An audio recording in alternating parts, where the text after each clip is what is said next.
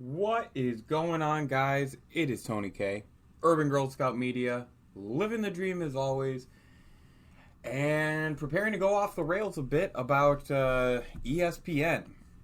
So, first off, let me start with all the superlative.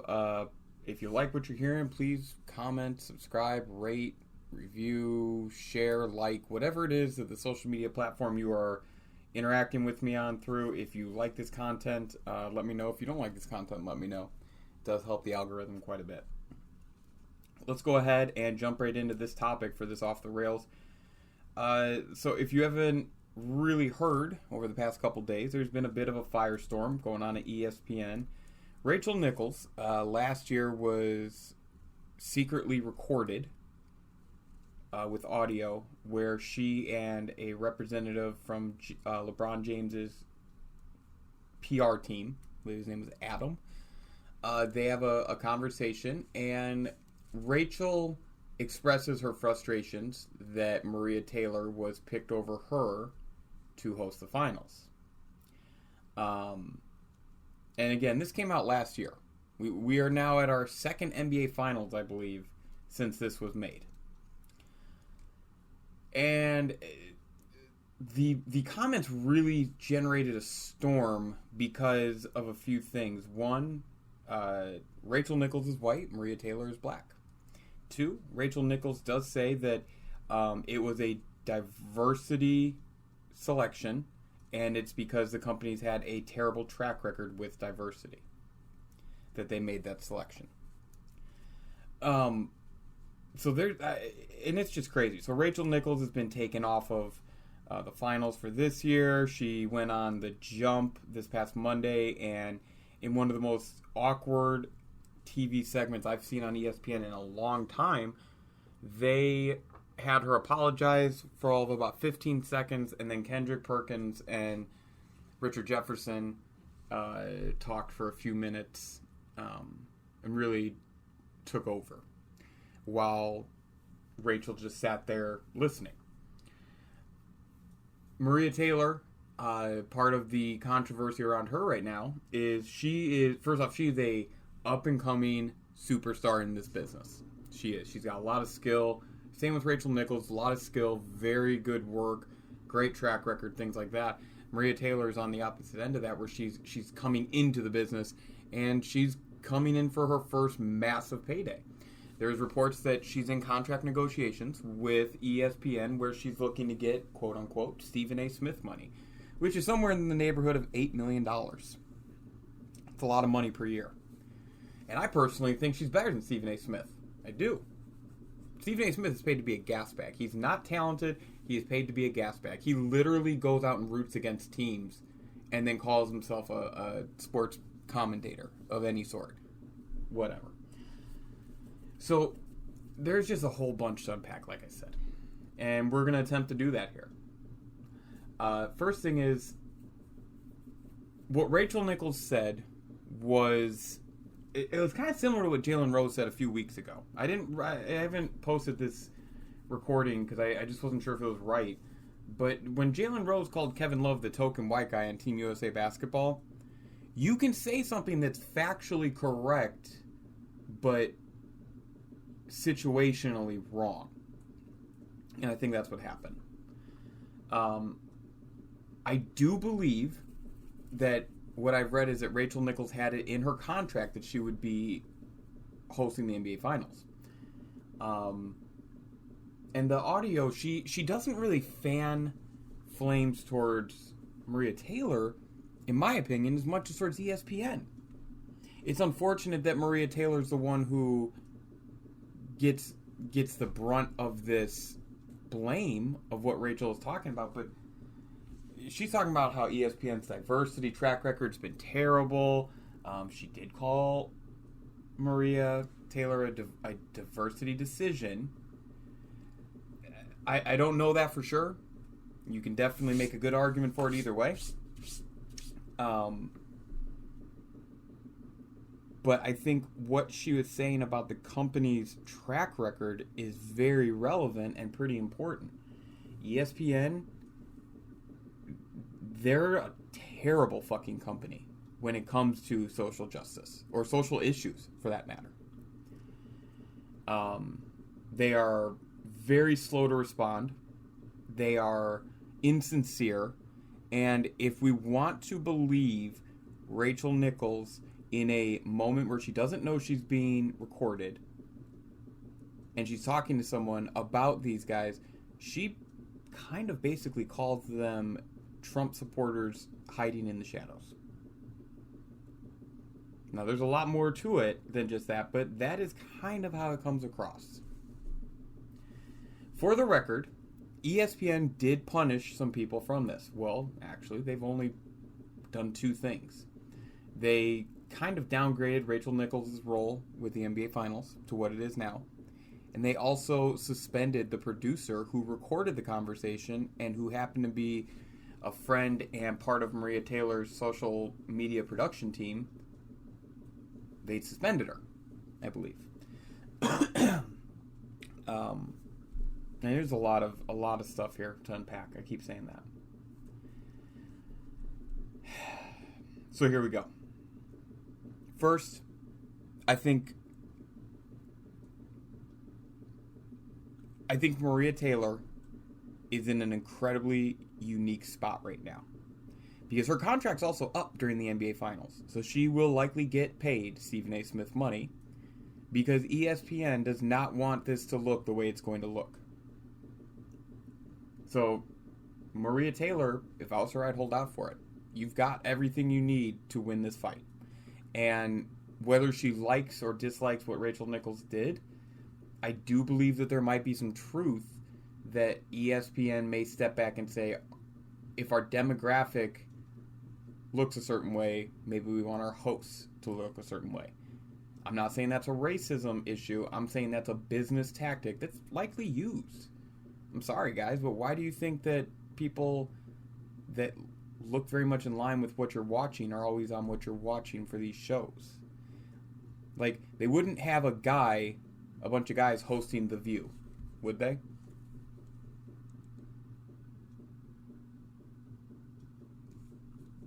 They wouldn't have a guy hosting The View because it's a show about women's perspective. So you would have women in there. That's the point. But I think Maria Taylor has all the leverage and all the advantages. Rachel Nichols, I think she's being done incredibly wrong here. Incredibly wrong.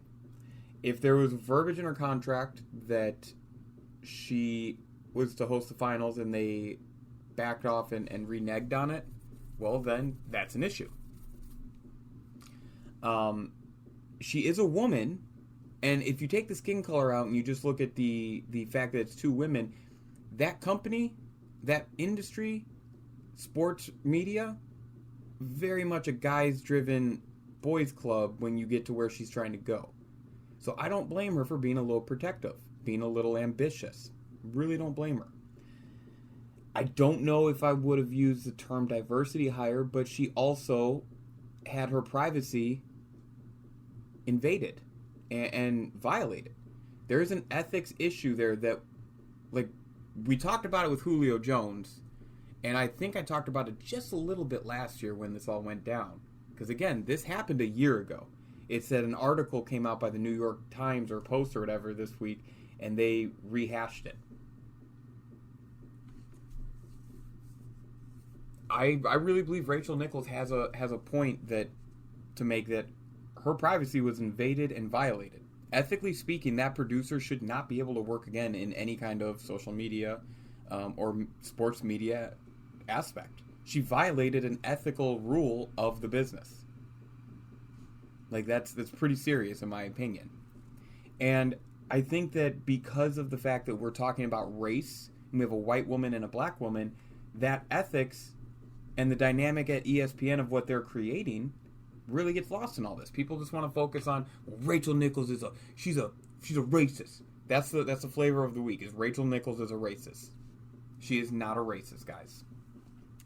If she was a racist, Richard Jefferson and Kendrick Perkins aren't going to sit up there and awkwardly get through that with her. She would have more people coming out speaking against her.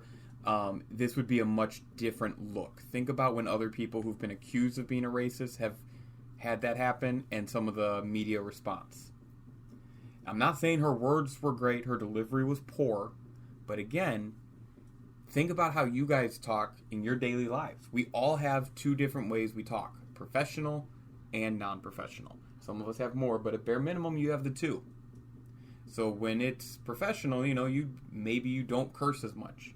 Maybe your opinions are a little more tame, but when it's personal, that's your real opinion. And sometimes you may just kind of go along and say some shit that when you look back on, it's like, that's probably not the best way to say it, but that's how she feels. I don't think she's wrong for saying that ESPN's track record has been terrible. It has. Think about some of the people that were let go over the past 5 years or left the company. I will give you 3 names right now that support Rachel Nichols and what she is stating, that they support her point. Dan Le Batard, Michael Smith, Jamel Hill. All 3 of them, in their ways, were very much talking about the social issues over the last few years before ESPN was prepared to do so. And ESPN didn't want them around to do that. If you remember, President Trump had a huge issue with Jamel Hill and was a big part of the reason why she was let go. Because of the fact that the president didn't like what she said. He attacked her freedom of speech. And she didn't say anything that was factually incorrect or wrong. Dan Le Batard, he calls out social justice issues that need to be discussed, and he's got a very fair opinion of it.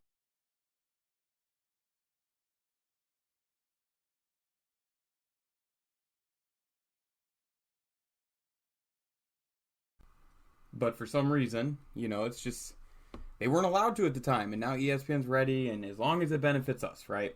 As long as it benefits us. So I'm very much looking at ESPN and thinking to myself, well, this is on you. You had highly intelligent, talented people in your building that were already talking about race that could have helped you internally work through some of these issues. They really could have.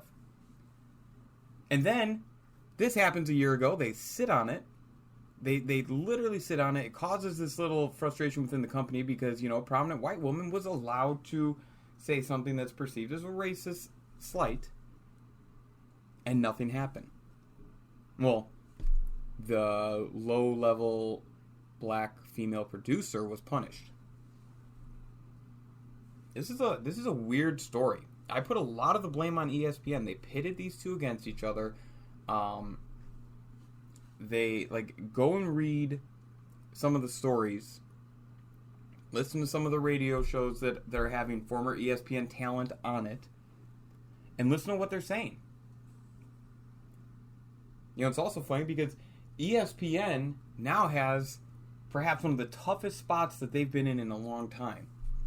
So not only have they handled the social change movement that we're going through over the last year kind of uniquely shitty, they've had ups and downs just like everybody else, but I think that when you look at the talent that they have lost because they didn't want to get into this game and now they're into the game because it's the cool thing, it looks shitty for them. I'm not going to give them credit for doing the right thing late.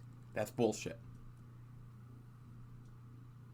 But you look at this, ESPN just lost Kenny Mayne, a longtime prominent, popular figure on the network, because they asked him to take a 61% pay cut.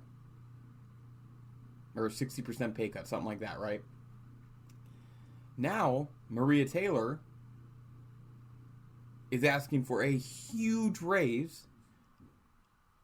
But what's funny is that she recently came out with a little response video, and she's restated her position. She wants $8 million. She doesn't want $5 million. And it's funny because she brought up 62%, that black women make 62%, something to that effect. You know what 5 million of 8 million is? It's about 62%. ESPN is either going to have to pay her this enormous amount of money and set a new precedent for the next few people that get their contracts, but also show that they are getting rid of these old talents to pay these new talents large sums of money.